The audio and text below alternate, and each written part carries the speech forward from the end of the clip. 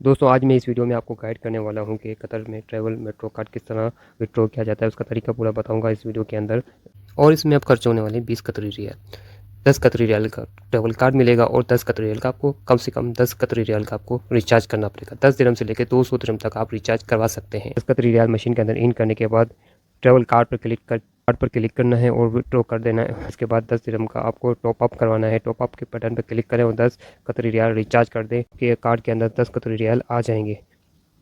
याद रहे कि कतर के अंदर 3 लाइन से, एक गोल्ड लाइन, ग्रीन लाइन और रेड लाइन।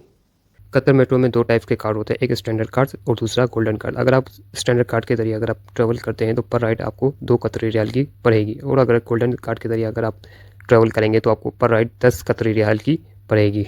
और इसके बाद बारी आती है दुबई की। दुबई मेट्रो में स्टेशन टू स्टेशन ट्रैवल करने में आपको 3 दिरहम लगते हैं। अगर मुझे कमेंट्स करके ज़रूर बताएं कि इन दोनों में से चीप कौन सा है, दुबई या फिर Qatar. Thank you so much for watching.